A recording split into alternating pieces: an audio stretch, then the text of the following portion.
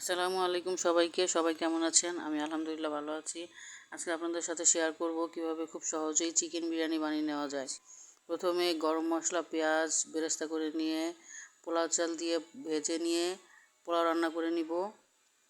পোলাও রান্না হয়ে গেলে পাশে 4-5টা আলু কেটে নিয়েছি, সেগুলো ভেজে নিব। আর এখানে বিরিয়ানির মশলা যা যা লাগছে তা দেখিয়ে দিলাম। সাথে আরেক চুলায় কিছু পরিমাণে পেঁয়াজ বেরেস্তা করে নিয়েছি এবং আরেকটি চুলায় মাংস ভেজে নিয়েছি। সাথে আদা রসুন বাটা এবং ভেজে রাখা পেঁয়াজ বেরেস্তা দিয়ে কষিয়ে নিলাম।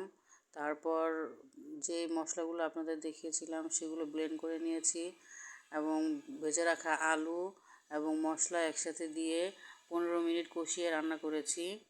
রান্না হয়ে গেলে সাথে 1 কাপ পরিমাণ দুধ এবং 1 চিলতে লেবু দিয়ে দিয়েছি, যেহেতু আমার বাসায় টক দই ছিল না। তারপরে দিয়ে 10 মিনিট আবারও রান্না করে নিয়েছি এবং রান্না হয়ে গেলে 1 কাপ পরিমাণ ঝোল সহ নামিয়ে নিব এবং তৈরিকৃত পোলাওর সাথে ঢেলে নিয়ে সুন্দর করে নেড়ে মিশিয়ে নিব এবং